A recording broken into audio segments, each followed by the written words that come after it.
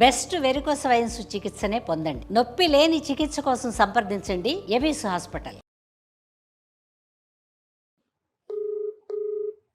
Hello, నమస్తే అండి సాగర్ గారు. ఎవరండి? నా పేరు జయ అండి. నేను సుమన్ టీవీ అందమైన జీవితం ప్రోగ్రాం నుంచి మాట్లాడుతున్నాను. నాతో పాటు డాక్టర్ కళ్యాణ్ చక్రవర్తి గారు ఉన్నారండి. మీతో ఒక 2 నిమిషాలు మాట్లాడొచ్చా? మేడం నేను ఇప్పుడు ఆఫీస్‌లో ఉన్నాను. ఓకే. దేనికోసం మేడం? అంటే ఇది ఒక చిన్న పర్సనల్ విషయమేనండి. మీ వైఫ్ మనీషా మమ్మల్ని అప్రోచ్ అయ్యారు. మాకు ఒక మెయిల్ చేశారు. ఆ విషయమై మీతో మాట్లాడదాము అనే ఒక ఉద్దేశంతో మీకు కాల్ చేశానండి.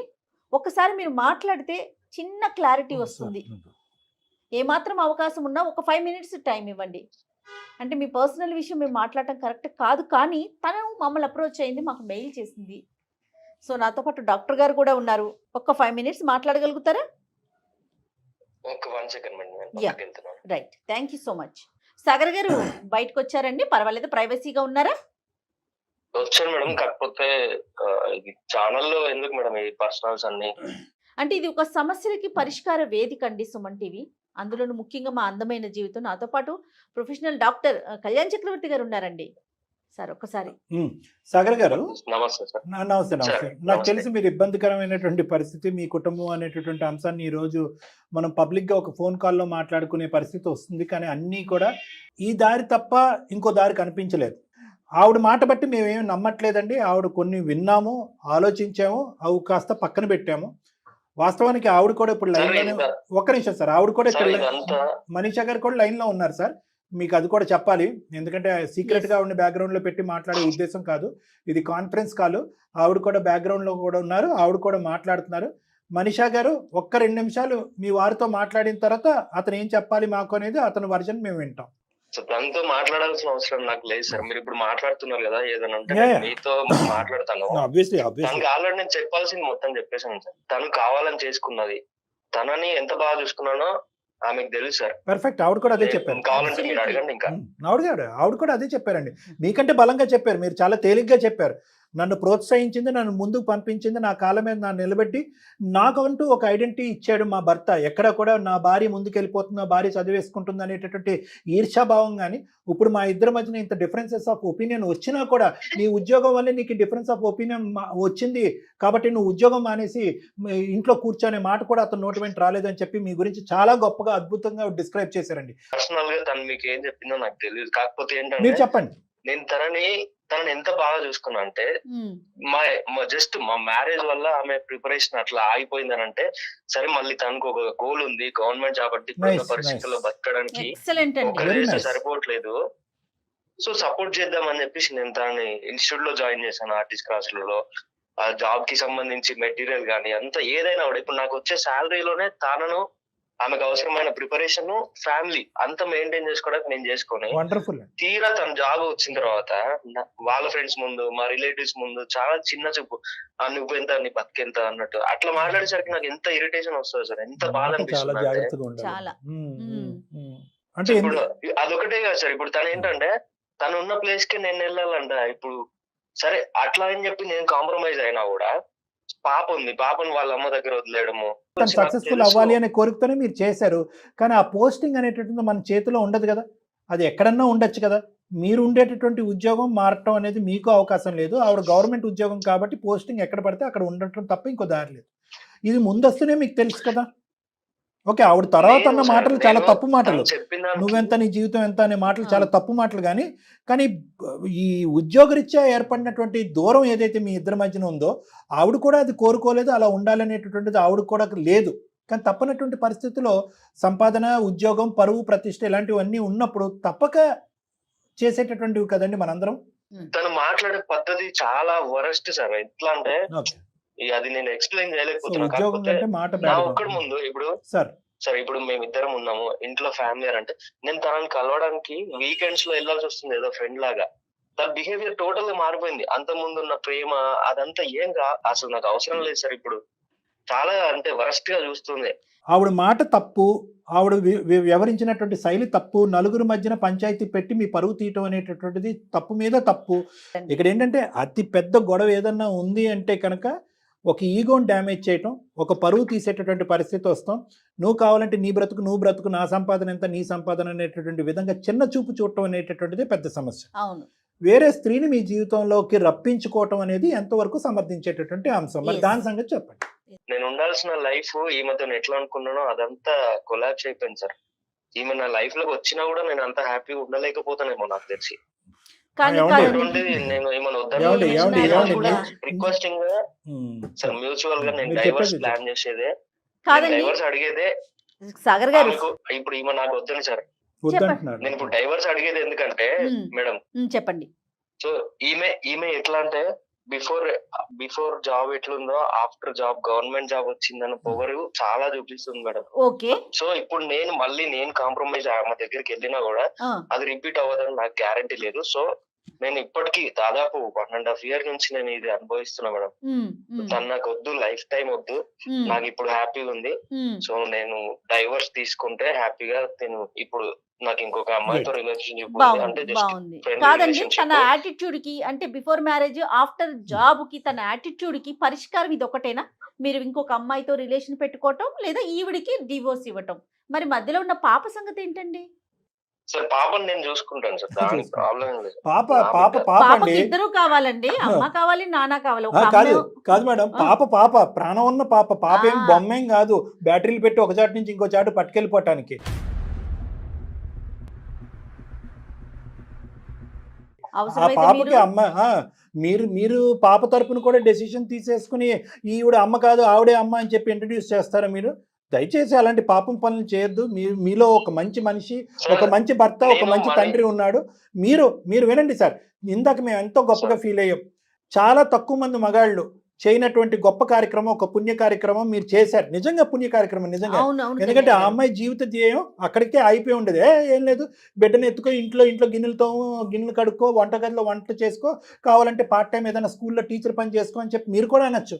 అలా కాకుండానే ఫీజులు కట్టారు, పుస్తకాలు కన్నారు, కోర్సులు జాయిన్ చేయించారు, ఎన్నో త్యాగాలు చేశారు. బిడ్డను మీరు ఎత్తుకుని తిరిగారు, ఆవిడని కాలేజీకి దింపారు. ఇన్ని త్యాగాలు చేసిన తర్వాత వచ్చేటటువంటి ఫలితం ఏదైతే ఈ రోజు ఉందో అది మీరిద్దరూ అనుభవించకుండా పోయిందండి. ఎవరికీ హ్యాపీనెస్ లేదు. ప్రేమ, గౌరవము, బాధ్యత లేకుండానే మీ వైఫ్ని మనీషాని ఆ లెవెల్ వరకు మీరు తీసుకెళ్లారా? ఈరోజు నాకు తన ప్రేమ ఇవ్వలేదు, మీకు నేను ప్రేమ ఇవ్వలేదు అనే మాట మీరు అంటున్నారు. అది ఎంత వాస్తవం? అది సార్ మీరు అంటున్నారు కదా ఈ ప్రేమ ఆప్యాయత అని. ఉమ్, ఇన్ని రోజులు అయితే నేను ఏది మిస్ అవుతున్నానో, ఈ లోన్లీనెస్ అంతా నాకు ఇప్పుడు ఈ అమ్మాయి, నేను పరిచయమైన అమ్మాయి అంటున్నా కదా, ఈమె దగ్గర నాకు దొరుకుతుంది సార్. ఇంకోటి ఏంటంటే మేమేదో బాగా చూసుకోలేదా సాగర్? నువ్వు మాట్లాడకు, నువ్వు మధ్యలో అసలు మాట్లాడకు. నేను సారా అడిగారు, సార్ చెప్తున్నా. నేను ఇది ఈమెతోనే ఏదో ఇల్లీగల్ రిలేషన్షిప్ అట్లా మెయింటైన్ చేయట్లేదు. జస్ట్ మ్యూచువల్ గా మేము మాట్లాడుకున్నాం. అది కూడా నేను డైవర్స్ తీసుకున్న తర్వాతనే ఆమెను పెళ్లి చేసుకుంటా. పాప గురించి కూడా నువ్వు ఇబ్బంది ఏం పడకు, నీకని బాగా చూసుకుంటుందని నమ్మకం నాకు ఆమె పైన ఉంది. విషయం పాపది కాదు సాగర్. నేను నిన్ను ఎప్పుడు ప్రేమగా చూసుకోలేదా? నా దగ్గర దొరకని ప్రేమ తన దగ్గర దొరికిందని చెప్తున్నావే. నీకు నేను తెలుస్తుంది నిన్ను కదా, ప్రేమగా నువ్వు ఇన్ని రోజులు బిఫోర్ జాబ్ కి ఎట్లున్నావో ఆఫ్టర్ జాబ్ అనేది నీకు అర్థమవుతుందా డిఫరెన్స్? ఒప్పుకుంటున్నా నేను చేసిన తప్పే. అలా అని చెప్పేసి వేరే అమ్మాయిని జీవితంలో తెస్తానంటే నేను ఎలా ఒప్పుకునేది? ఇంత దాకా వస్తుందని ముందే తెలిసి ఉంటే నేను ఎప్పుడు అన్ని వదిలేసుకొని వచ్చేసాను దాన్ని. ఇది నచ్చట్లేదు. సో మళ్ళీ ఒకసారి నేను సార్ వాళ్ళతో మాట్లాడతా, చెప్తాను. ఇప్పుడు తప్పు జరిగింది చెప్తున్నాను కదా. అలా కాదు, ఇంకా వాళ్ళ తన మాటలకి రిక్వెస్ట్ చేసే దాంట్లో కూడా ఒక వ్యాలిడిటీ ఉంది సాగర్. ప్లీజ్ మీరు దయచేసి అర్థం చేసుకోండి.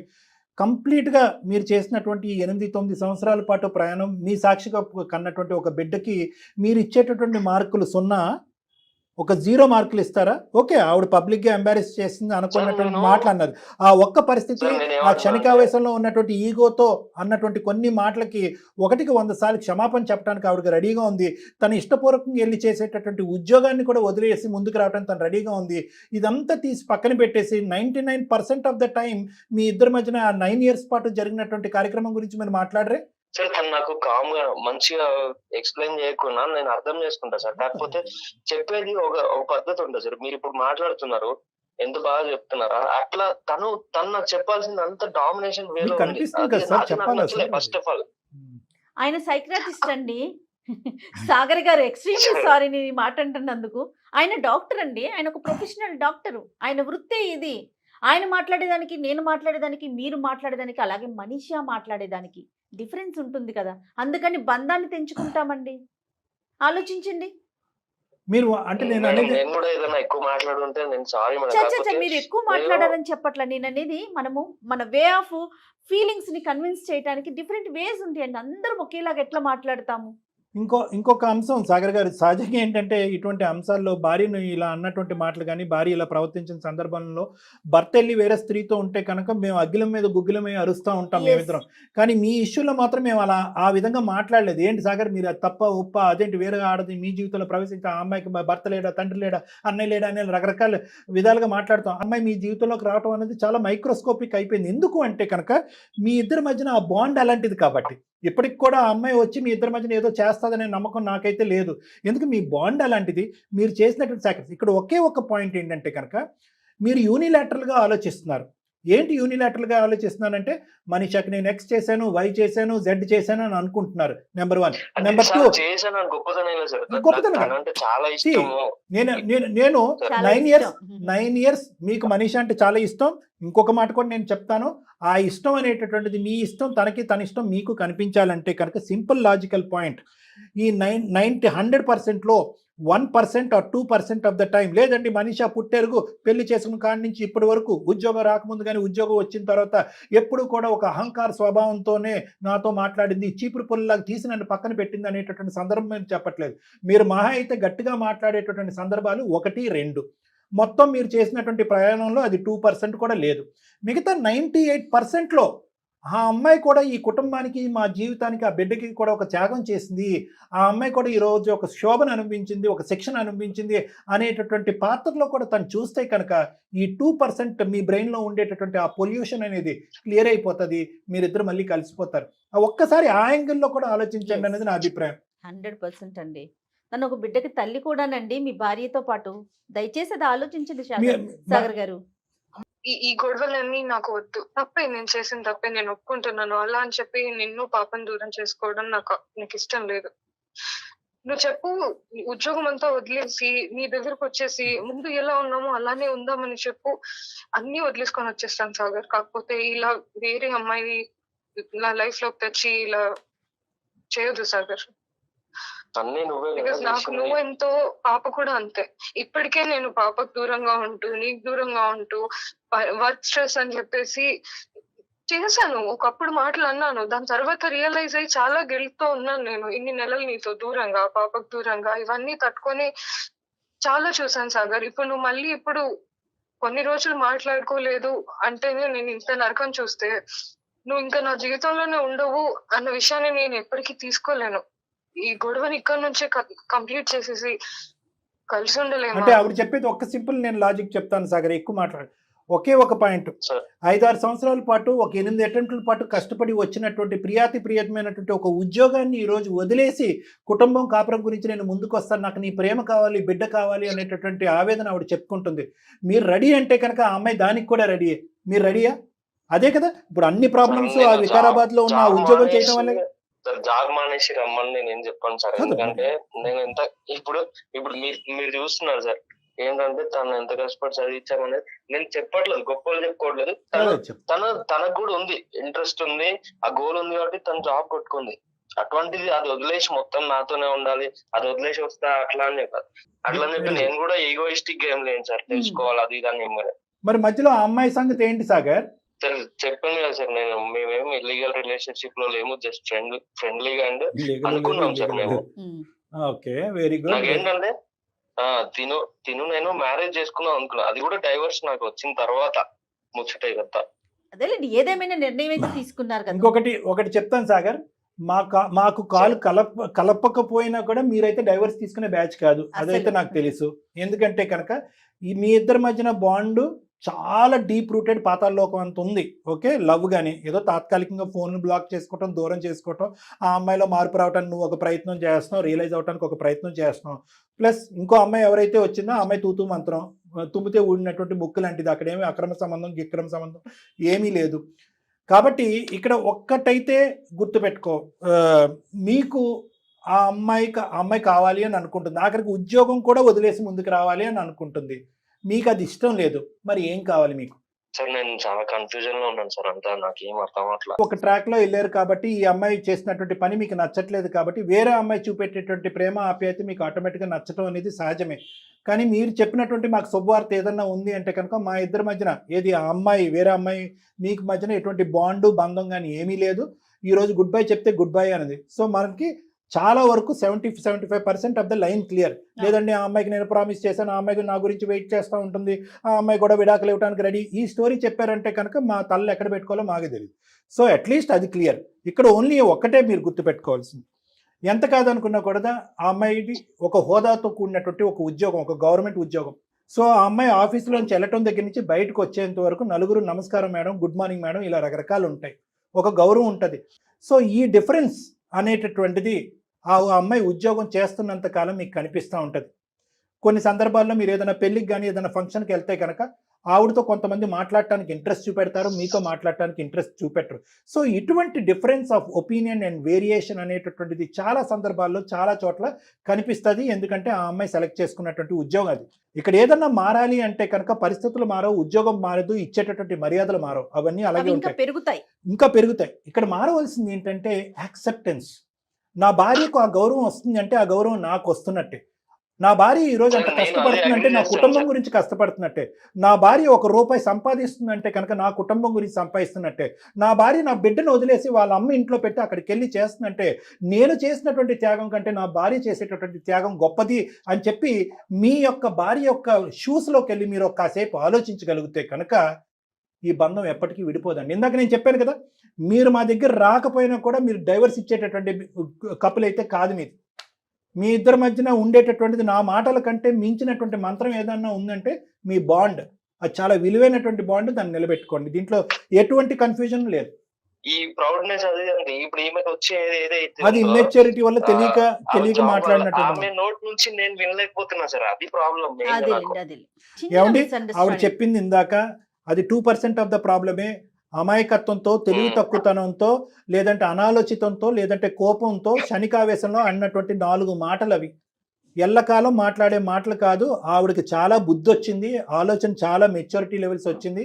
ఆ మాటలు తీసి కాస్త పక్కన పెట్టి భవిష్యత్తు గురించి ఇద్దరు ఆలోచించండి. ఏమంటారు మనీషా? మీ హస్బెండ్ యొక్క రెస్పాన్సిబిలిటీ కూడా మీ మీద ఉంది. ఏదైతే కనుక మీరు బయట వచ్చేటటువంటి ఒక ఎలివేషన్ అవనియండి, ఒక గౌరవం అవనియండి, ఒక రెస్పెక్ట్ అవనియండి, అది ఇంటి గడప దగ్గర వదిలేసి మీరు ఇంటి లోపలికి ఎంటర్ అవ్వాలి. ఎందుకంటే ఇంట్లో మీరు at the end of the ఇంట్లో మీరు ఒక శ్రీమతి, ఒక భార్య, ఒక తల్లి. ఈ పాత్ర కంప్లీట్లీ డిఫరెంట్. నెంబర్ 1. నెంబర్ 2 ఏంటంటే కనుక అది వదిలేయాలమ్మా. అది వదలకపోతే కనుక ఇంటికి వచ్చిన తర్వాత మీకు ఎలా అనిపిస్తుంది అంటే కనుక అక్కడ XYZ అనేటటువంటి వాళ్ళు ఈ స్థాయి రెస్పెక్ట్ వస్తే కనుక ఇక్కడ ఇంటికి వచ్చిన తర్వాత వంట వండాలి, గిన్నెలు కడగాలని మా హస్బెండ్ మాట్లాడటం ఏంటి, ఈ విధమైనటువంటి ఈగో కాన్ఫ్లిక్ట్స్ రావడానికి చాలా అవకాశం ఉంటుంది. కాబట్టి ఆ కోట్ ఏదైతే మీరు వేసుకున్నటువంటి ఆ కోట్ ఏదైతే ఉందో, ఆ రెస్పాన్సిబిలిటీ కోట్ అనేటటువంటిది ఇంటి గడప దగ్గర వదిలేసిన తర్వాత ఇంట్లోకి ఎంటర్ అవ్వాలి. నెంబర్ 1. నెంబర్ 2 ఏంటంటే అవకాశం ఉన్నప్పుడల్లా పని అనేది చాలా ఇంపార్టెంట్ అమ్మ. రెస్పాన్సిబిలిటీ అనేది గవర్నమెంట్ జాబ్ చేసే కొద్దీ పని ఉంటూనే ఉంటుంది. మీరు చేస్తూ ఉంటే కనుక నలుగురు చేయించుకుని ఉంటే ఉంటారా, ఆ పనిని విస్మరించమని నేను అనట్లేదు.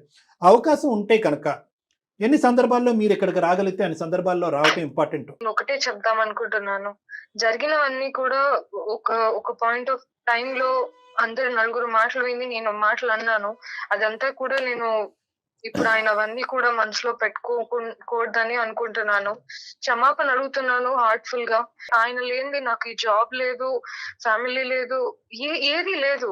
అంటే మనిషి ఆయన అంటే చాలా అండి. సూపర్ అండి, చాలా హ్యాపీగా అనిపిస్తుంది. ఇంకొక విషయం అండి, ఆయన వల్ల జాబ్ రావటం వల్ల ఇప్పుడు రెస్పెక్ట్ ఇవ్వటం అది కూడా కరెక్ట్ కాదండి. ఆయన వల్ల వచ్చినా రాకపోయినా ఎలాంటి పొజిషన్ లో ఉన్నా ఒక భార్య, ఒక స్త్రీ, ఒక కూతురు, ఒక అమ్మ, ఒక అక్క, ఒక చెల్లి అండి. మనం దయచేసి అది ఆలోచించండి. ఆయన వల్ల నాకు జాబ్ వచ్చింది కాబట్టి నేను ఆయనకి రెస్పెక్ట్, అది కానే కాదండి. మీకు మేము చెప్పాలా చెప్పండి? మంచి పొజిషన్లో ఉన్నారు, మంచి జాబ్ చేస్తున్నారు, నలుగురికి చెప్పే దాంట్లో ఉన్నారు. ఈరోజు కళ్యాణ్ గారు చెప్పింది వింటే ఒక స్త్రీగా నాకు ఎంత ఆనందం అనిపించింది అంటే, చాలా పర్సనల్గా చెప్తాను కళ్యాణ్ గారు, చాలా ఆనందం అనిపించింది అండి. అది మళ్ళీ మాట్లాడతాను. సాగర్ చెప్పండి. సాగర్ మేడం, ఇది మనిషితో మాట్లాడతాను. నాకు అంటే నీ మీద ఉన్న లవ్ ఎంతో నీకు తెలుసు. కాకపోతే నువ్వు ఇప్పుడు ఎట్లయితే రియలైజ్ అయినావో అది కంటిన్యూగా నీ బిహేవియర్ లో మళ్ళీ ఏం తేడా రావద్దు అంటే నాకు హ్యాపీ నీతో ఉండడం. సో ఏదైనా ఉంటే మళ్ళీ కలిసి మాట్లాడదాం. మనీష్ మనీషా, ఇంకా ఏమైనా డిఫరెన్స్ ఆఫ్ ఒపీనియన్ ఉంటే కనుక ఒకసారి వచ్చి నాతో మాట్లాడండి అమ్మా. Thank you sir. Okay Sagar. you, sir. Manisha, all the best అమ్మా. థ్యాంక్ యూ సో మచ్ కానీ మీరు మాట్లాడుకునేటప్పుడు Thank you so much అయిపోయిన అండి. నిన్నటి రోజు గురించి మాత్రం దయచేసి డిస్కస్ చేసుకోవద్దండి. No రేపటి కోసం మాత్రమే, ఫ్యూచర్ గురించి, మీ పాప గురించి చక్కగా మాట్లాడుకోండి, హ్యాపీగా ఉండండి. ఆల్ ద బెస్ట్ అమ్మా. Thank you so Thank much you, sir. Sir. God bless both of you. All the best. Thank you. Take తను కన్ఫ్యూజన్ అంటే ఎక్కడికో వెళ్ళిపోతుంది, ఈ బంధం అయిపోయింది అనుకుంది కదా. తను క్లోజ్ అయింది అనుకునేసరికి తను అంటే ఆ హ్యాపీనెస్ లో తనకి అర్థం కావట్లేదు యాక్చువల్ గా. కానీ చాలా మంచి విషయం చెప్పారండి. మేడం. దీని ద్వారా ప్రేక్షకులందరూ కూడా తెలుసుకోవాల్సిన ఒక మంచి అద్భుతమైన విషయం.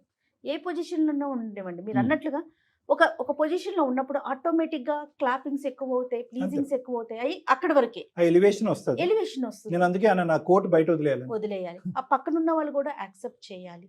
ఓకే, దీనికి తన పొజిషన్ కి తనకి ఇది వచ్చింది, అంతే. సూపర్, అది నాకు కూడా ఒక గౌరవం అని తీసుకోవాలి. వీళ్ళు కూడా దాన్ని తలకెక్కించుకోకుండా ఉంటే, తలకెక్కించుకోవటం కరెక్ట్ పాయింట్. ముందు ఒక భార్య, ఒక స్త్రీని, ఇందాక తనకు కూడా అదే చెప్పానండి, ఇవన్నీ సేమ్ కదా, అవి ఎక్కడా మారవు కదా. అవునండి. చాలా థ్యాంక్స్, పర్మనెంట్ పోస్ట్. చాలా చాలా మంచి మాటలు చెప్పారు. Thank you, Jaya. Thank you so much అండి. నమస్తే. నమస్తే.